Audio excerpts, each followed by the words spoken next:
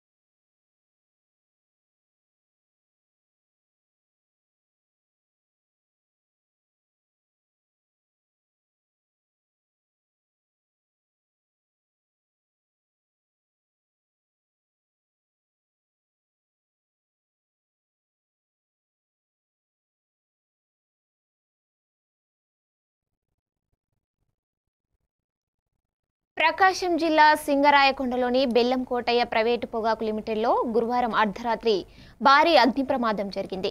అకస్మాత్తుగా చెలరేగిన మంటలు విస్తరించి కంపెనీకి తీవ్ర ఆస్తి నష్టం కలిగించాయి.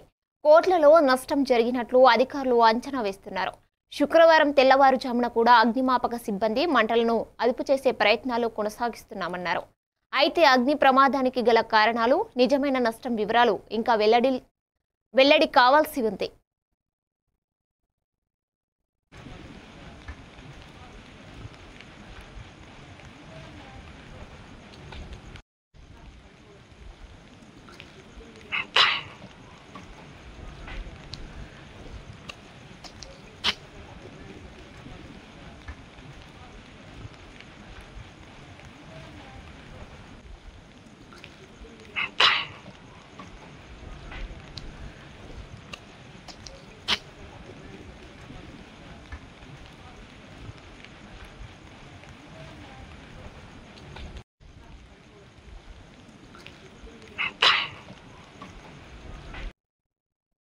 చిత్తూరు జిల్లా కాణిపాకంలోని స్వయంభూ శ్రీ వరసిద్ధి వినాయక స్వామివారి దేవస్థానానికి యూనియన్ బ్యాంకు సౌజన్యంతో 3 డొనేషన్ స్కానింగ్ మిషన్లు విరాళంగా అందించారు. ఈ మిషన్లను దేవస్థానం ఈవో పెంచల కిషోర్ ప్రారంభించారు. భక్తులు నిత్య అన్నదానం, గో సంరక్షణ ట్రస్ట్, ఆలయ అభివృద్ధి పథకాలకు ఆన్లైన్లో విరాళాలు అందించేందుకు వీటిని ఉపయోగించవచ్చు. ఈ కార్యక్రమంలో AUSV Krishna Reddy, CFO Nageswara Rao, union bank GM Srinivas Kumar, RM Somanchi Sharma తదితరులు పాల్గొన్నారు.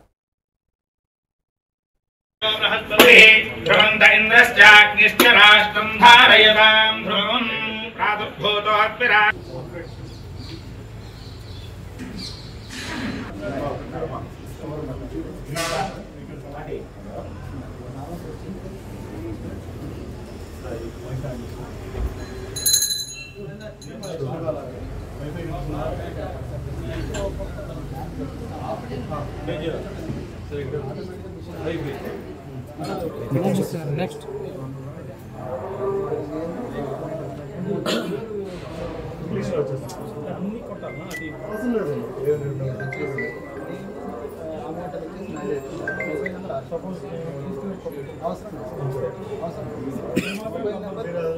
Mobile number option.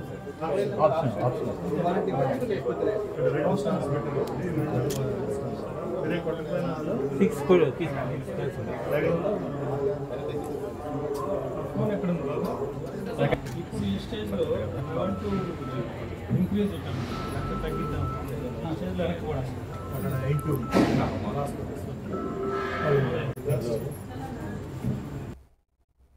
చిత్తూరు జిల్లా గంగాధర నెల్లూరు మండల వైఎస్ఆర్ కాంగ్రెస్ పార్టీ నాయకులు ఎమ్మెల్యే థామస్ చేసిన వ్యాఖ్యలను తీవ్రంగా ఖండించారు.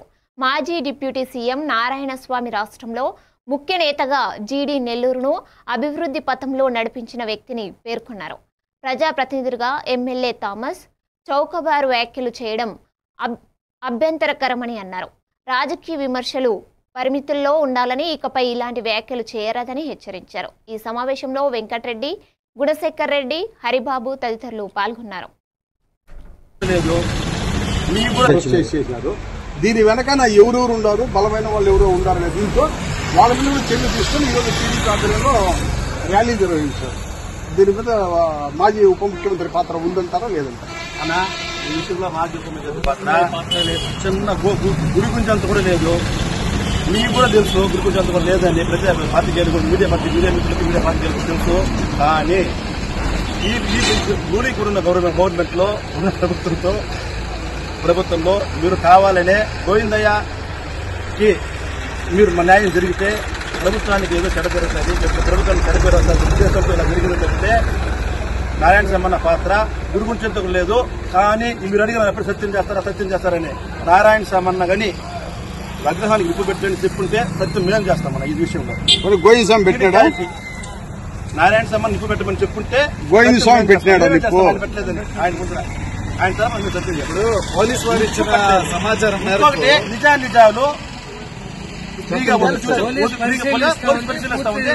నిజాలు చేర్చి దేవుడు నిర్ణయిస్తాడు, అధికారులు నిర్ణయిస్తాడు. దీని మీద బట్టగాల్చి పైన వేసి రాష్ట్ర వ్యాప్తంగా టీడీపీని అబాస పాలు చేయడానికి వైకాపా భారీ కుట్ర పండింది. అయితే ఆ కుట్ర బహిర్గతం కావడంతో వైకాపా ఇప్పుడు డలైలామలో పడింది అని టీడీపీ నేతలు ఆరోపిస్తున్నారు. అన్న ఖచ్చితంగా నారాయణ సమ్మన్న వేరే పిలిచి కానీ చెప్పి కానీ ఇక్కడ దాన్ని అగ్గి పెట్టలేదు, ఖచ్చితంగా పెట్టలేదు. ఆయనకి దానికి సంబంధమే లేదు, ఆయన తెలియదు. అగ్గి పెట్టిన 2వ రోజు ఉదయం 6 గంటల పైన ఆయన ఫోన్ వస్తే అప్పుడు తెలిసిన వరకు అంతవరకు అగ్గి విషయము అంబేద్కర్ పార్టీ మద్దతుదారుడు సర్పంచ్ గోవిందయ్య ప్రధాన నేతలు అరెస్ట్ చేశారు. దీని వెనక ఎవరెవరు ఉన్నారు, బలమైన వాళ్ళు ఎవరో ఉన్నారనే దీంతో వాళ్ళ మీద చర్య తీసుకుని ఈరోజు టీడీపీ ఆధ్వర్యంలో భీమిలి నియోజకవర్గం తరగపు వలసలోని అవంతి ఇంజనీరింగ్ కళాశాలలో సౌత్ జోన్ ఇంటర్ యూనివర్సిటీ బాలికల యోగా జట్టు ఎంపిక కార్యక్రమం ఘనంగా జరిగింది. ప్రధాన అతిథిగా ప్రిన్సిపల్ మురళీకృష్ణ జ్యోతి ప్రజ్వలన చేసి ప్రారంభించారు. జేఎన్టీయూ విజయనగరం పరిధిలోని అనేక ఇంజనీరింగ్ కళాశాలలకు చెందిన బాలికలు యోగాసనాలు ప్రదర్శించారు. మురళీకృష్ణ మాట్లాడుతూ యోగా అనేది వ్యాయామ సాధనల సమూహారాల ఆధ్యాత్మిక రూపమని, ఇది మన శారీరక మానసిక సమతుల్యాన్ని పెంపొందిస్తుందని తెలిపారు.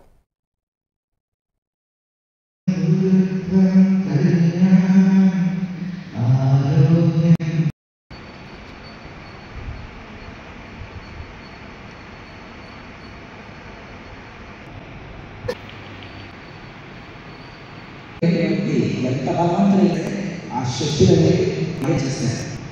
అవునా కదా? చేస్తారు. సో ఎంత కంట్రోల్లో పెట్టాలని చక్కగా కూర్చొని చేస్తూ ఉంటుంది. ఎప్పుడు లేని ఆలోచనలన్నీ వచ్చి ఉంటాయి. అవునా? ఈ ఆలోచనని కంట్రోల్ చేయడానికి 2 ఆలోచనలు మన శరీరంలో ఉన్నాయి. ఒకటి, you observe your breath, and next one మీకు చెప్పండి కదా, మీరు అడిగండి. కంట్రోల్ చేయాలి, థాట్స్ కంట్రోల్ చేసే ప్రొసీజర్. మీకు ఏదైనా టెక్నిక్స్ తెలిస్తే చెప్పండి. ఐబాల్ కనిగుడ్డు కదలికలని అలా హోల్డ్ చేయడం,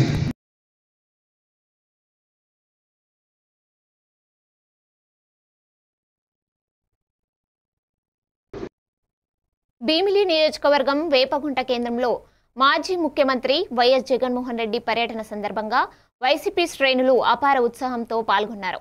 సముద్రంలో నీరు ఇంకినా జగనన్నపై తమ అభిమానము తగ్గదని కార్యకర్తలు నినదించారు. భీమిలి సమన్వయకర్త మజ్జి శ్రీనివాసరావు పిలుపుతో పెద్ద ఎత్తున నాయకులు, కార్యకర్తలు, ప్రజలు తరలివచ్చారు. విశాఖ సాగర తీరాన్ని తలపించేలా వేపగుంట కేంద్రం ప్రజానికంతో కిక్కిరేసిందే. జగన్ను చూడడానికి వేలాది మంది అభిమానులు ఉత్సాహంగా హాజరయ్యారు.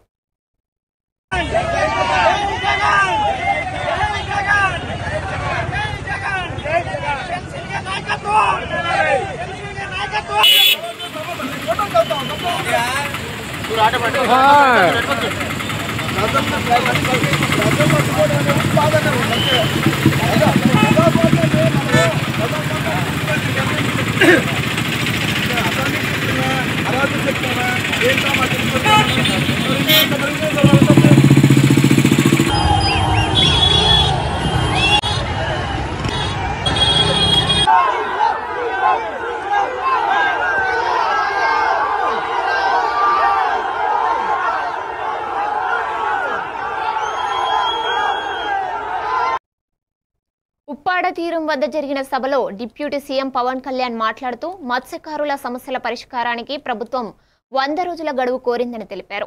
3 రోజుల్లో మళ్లీ వచ్చి సముద్ర కాలుష్య పరిస్థితిని స్వయంగా పరిశీలిస్తానన్నారు.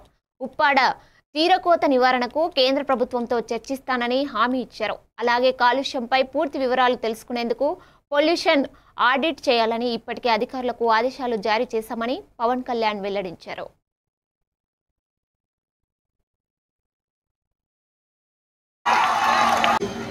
పబ్బం గడుపుకుంటే మీరు దయచేసి అలాంటి వలలో పడగండి. అది రైట్ అవ్వదు. మనం ఏమవుద్ది, పారిశ్రామికతను బెదిరిస్తే మీకు పర్మనెంట్ సొల్యూషన్ రాదు. మీ అందరికీ తలా 10,000 25,000 పడేసి నాయకుల కింద ఇచ్చేసి చేతులు దులుపుకొని వెళ్ళిపోతాను. నేను అలాంటి చేయడానికి రాలా, అలాంటి నేను చేయను. అవసరమైతే ఉప్పాడలోకి వచ్చి మీ చేత తిట్లు తినడానికి సంసిద్ధంగా ఉంటాను తప్ప నేను అలాంటి బ్యాక్ డోర్ పనులు నేను చేయను. సో అందుకని మీ అందరికీ నేను నా మీద నమ్మకంతో ఉండండి. నేను మళ్ళీ 2 రోజుల తర్వాత 3 రోజుల తర్వాత కరెక్ట్గా నేను మళ్ళీ వచ్చి ఒకసారి పొల్యూషన్ నేను చూసి మీకు ప్రతి 10 రోజులకు ఒకసారి కనీసం ఒక 100 రోజుల సమయం కనుక మీరు ఇస్తే దీనికి ఒక రోడ్ మ్యాప్, ఒక ప్లాన్ క్రియేట్ చేసి మీ ముందు పెట్టి మీ అందరి అనుమతితోటే మనకి ఉపాధి అవకాశాలు ఉంటూనే మనకి కాలుష్యాన్ని ఎలా నివారించాలి అన్న దాని మీద నా ప్రణాళికకి నాకు కనీసం ఒక 100 రోజుల సమయం కావాలి. ఆ 100 రోజుల సమయాన్ని మిమ్మల్ని ఇమ్మని నేను ఆర్థించడానికే నేను ఈరోజు మీ ముందుకు వచ్చాను. నాకు ఒక 3 నెలల నుంచి 100 రోజుల సమయం కావాలి. కాకినాడ జిల్లా శంకవరం మండల కేంద్రంలోని శ్రీకృష్ణ ఆలయం వీధిలో నెలకొల్పిన శ్రీ విజయదుర్గ అమ్మవారి ఆలయంలో దసరా మహోత్సవాలు ఆలయ ధర్మకర్త కారుకొండ శ్రీను ఆధ్వర్యంలో ఘనంగా ముగిశాయి. ఈ సందర్భంగా విచిత్ర వేషధారణలు, తీర్మాన డప్పులు, మంగళ వాయిద్యాలు, మహిళా నృత్య ప్రదర్శనలతో అమ్మవారి శోభాయాత్ర గ్రామ వీధుల్లో కన్నుల పండుగగా జరిగింది. ఆలయ ధర్మకర్త కారుకొండ శ్రీను మాట్లాడుతూ గత 19 ఏళ్లుగా అమ్మవారి ఆరాధనతో గ్రామం సుభిక్షంగా ఉందని తెలిపారు.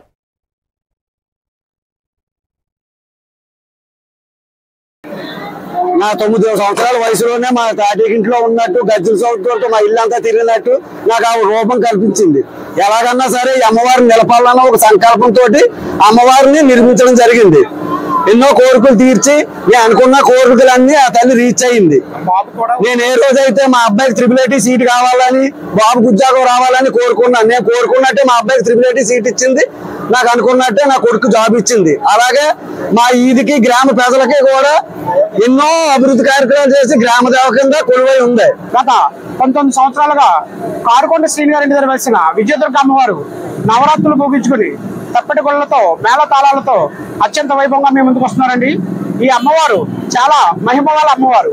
ఉద్యోగం లేని వాళ్ళకి ఎవరైనా ఈ అమ్మవారిని మొక్కుంటే ఉద్యోగం రావడం, మామూలుగా పెళ్లిగానే వాళ్ళు ఎవరికైనా ఉంటే ఆ కోరికలు నెరవేరడం జరుగుతుందండి.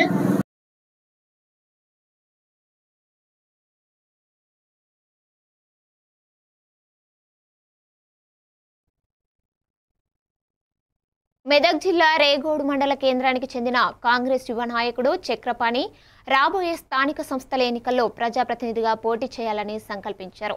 ఈ సందర్భంగా తన అనుచరులతో కలిసి భారీ ర్యాలీగా బయలుదేరి రేగోడు గాంధీ చౌక్లో గాంధీ విగ్రహానికి పూలమాల వేశారు. అనంతరం మీడియాతో మాట్లాడుతూ గత కొన్నేళ్లుగా ప్రజాసేవలో చురుకుగా ఉన్నానని, రాబోయే ఎన్నికల్లో జెడ్పీటీసీగా అవకాశం కల్పించాలని ఆరోగ్య శాఖ మంత్రి దామోదర్ రాజనరసింహను కలవనున్నట్టు తెలిపారు. ఎంపీపీ కానీ జెడ్పీటీసీ కానీ కాలేదు.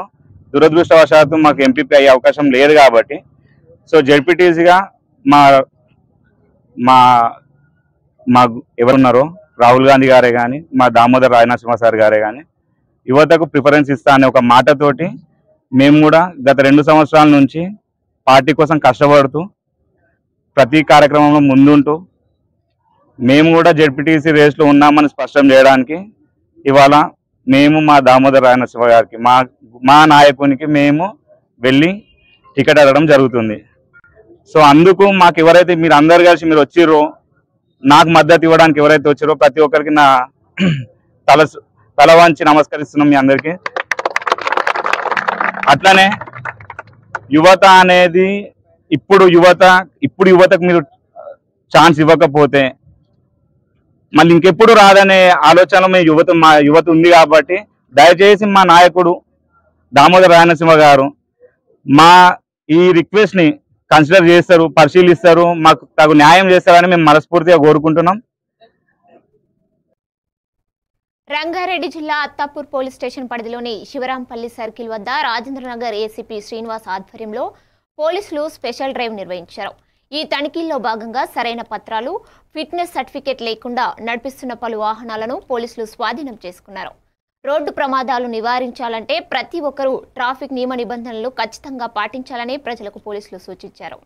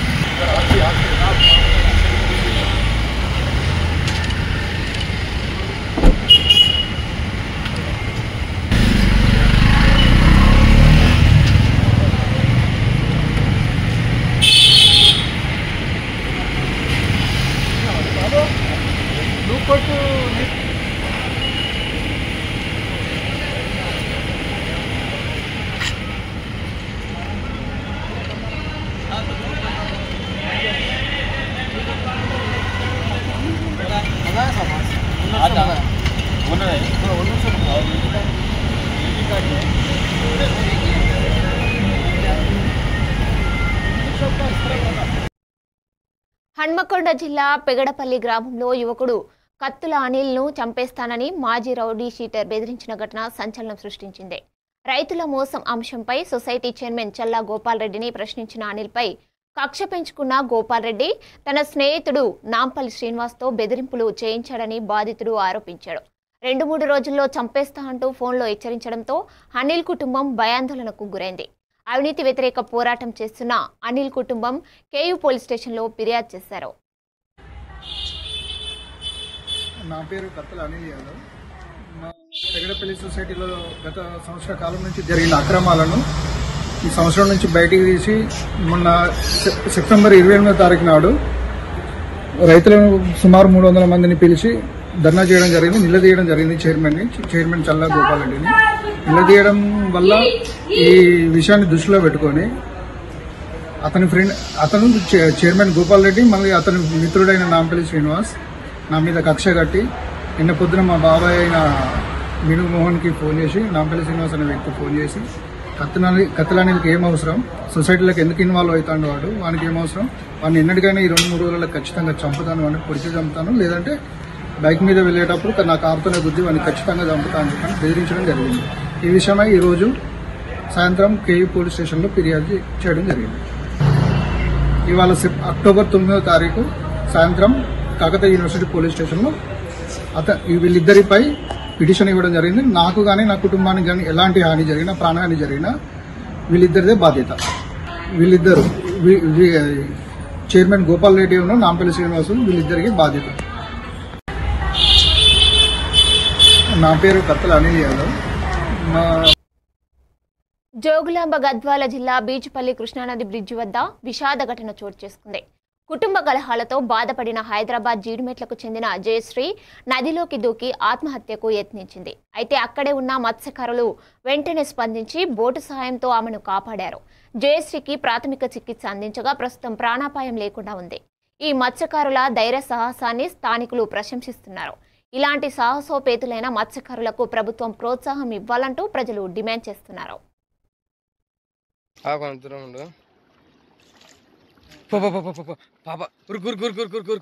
పాప బ్రిడ్జ్ నుంచి దుంకించుడా అబ్బా చాలా తుప్పలు పట్టుకోవచ్చు మనం అక్కడ నువ్వు చెట్టు పెడుతుందా ఏమో ఎవరు పట్టుకో నువ్వు రా మంది అక్కడ లేకుండా ఇద్దరు లేకుండా ఇద్దరు లేపుకో బుట్టలకి లేపుకో లేపు అన్న పండబెట్టు పండబెట్టు దోమలు వస్తావా ఏం కష్టం వచ్చిందా మనకి బ్రిడ్జ్ మీద దుంకున్నావు నీళ్ళు తాగినావా ఏ తాగలేదులే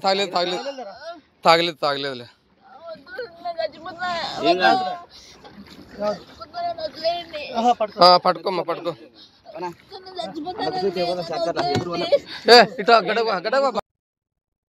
ములుగు జిల్లా మదనపల్లి గ్రామంలో నాటు బాంబు పేలుడు సంచలనం రేపింది. కుంటమల్ల సాంబయ్య ఇంట్లో జరిగిన ఈ ప్రమాదంలో ఆయన కాలు తీవ్రంగా దెబ్బతింది. స్థానికులు వెంటనే సాంబయ్యను ములుగు ప్రభుత్వ ఆసుపత్రికి తరలించగా అనంతరం వరంగల్కు రిఫర్ చేశారు. ఘటనపై పోలీసులు సోదాలు నిర్వహించి ఇంటిని సీజ్ చేశారు. సాంబయ్య నాటు బాంబుల తయారీలో పాల్గొన్నాడా, ముడి సరుకులు ఎక్కడి నుంచి తెచ్చాడు అనే కోణాల్లో పోలీసులు దర్యాప్తు చేస్తున్నారు.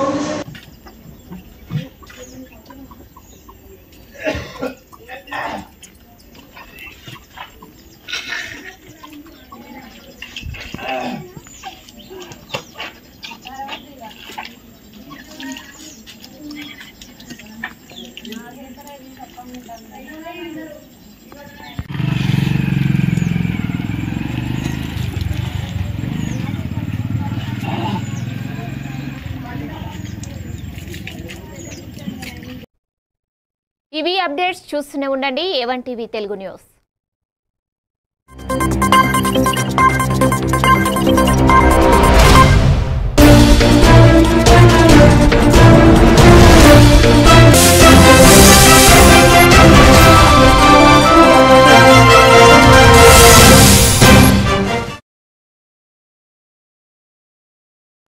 A very warm good evening to all the dignitaries assembled here for the book release function of Sri Justice Gopal Gauraji on the occasion of his 75th birthday celebration. It gives me an immense pleasure to be here on this occasion. I'm delighted to be a part in releasing the biography of a great human being whom we lovingly call him as Manavatavadi. That's apt title for his biography.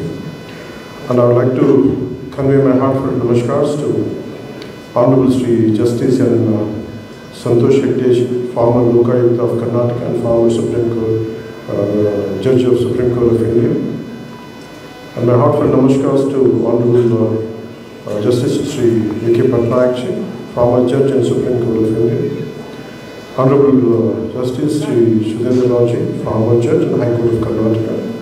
My heartfelt namaskars to Sri H.K. Patil, Minister for Law and Parliamentary Affairs, Legislation, Tourism, Government of Karnataka. My heartfelt namaskars to Honorable M. Seshadri, Senior Advocate, High Court of Karnataka. My heartfelt namaskars to Govindaraj, Political Secretary to Government of Karnataka. And Sri M. Piloparabji, General Secretary for the Station Committee. To all of the senior advocates, members of the Bar Council, advocates, their families, public and media brothers and police, a warm good evening to all. Ellarigu namaskar.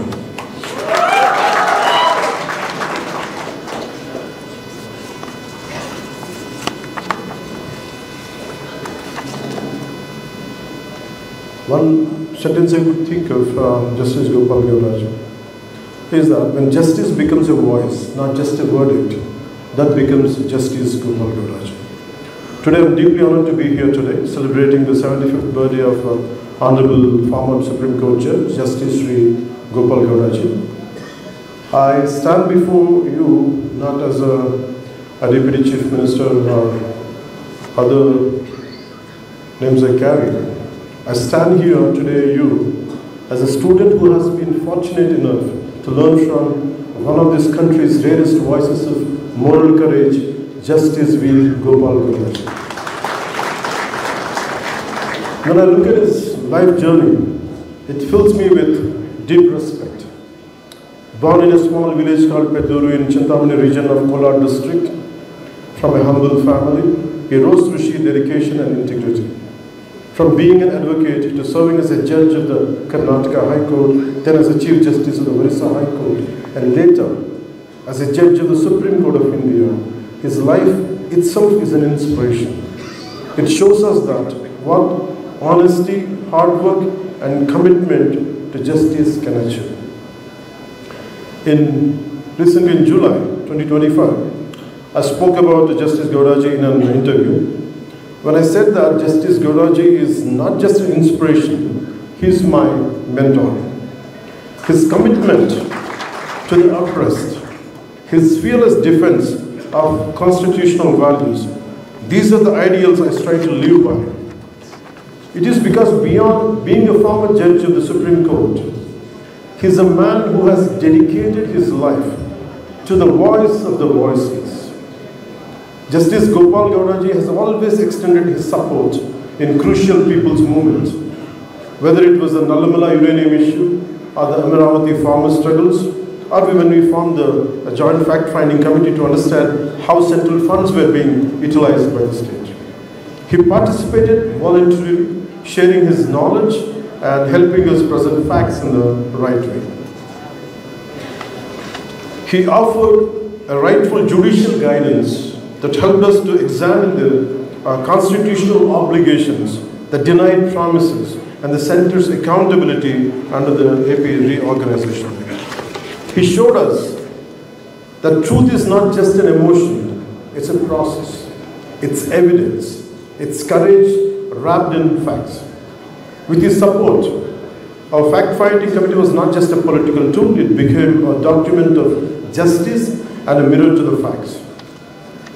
What we learned, mainly from the key words from him is, governments may change, but the duty to the Constitution never changes. And that our duty is not to please governments, but to protect citizens from the misuse of power, whoever wields it. Justice Gopal Godaji, your life and words reminds us that true patriotism is not about political alignment, but about institutional courage and moral conviction. You have taught us that we must govern with conscience, judge with courage, and serve with integrity because, as you beautifully put it, the Constitution is not just a document, it is a sacred trust placed in our hands. We are deeply grateful, sir, for your wisdom, your clarity, and your unwavering faith in the spirit of our Constitution. Your words continue to inspire us to build a democracy rooted in courage, compassion, and balance.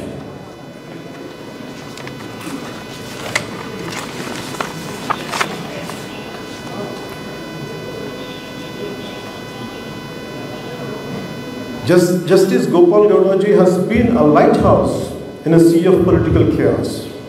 He is a proof that retirement does not silence responsibility, that a judge may leave the bench, but not the battle for justice. That is why we fight.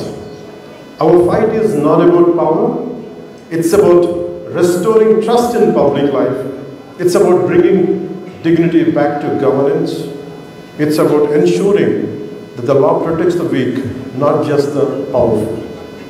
That's what we all stand for. That's why we stand by Justice Gopal Godaji. And in this journey, we are blessed to be guided not just by political instincts, but also by ethical giants like Justice V. Gopal Godaji. Finally, I would like to sum up in a few words. I draw strength from his words, I draw clarity from his wisdom, and above all, I draw courage from his life. Let us carry that spirit forward. Let us build a society where justice is not feared, but felt.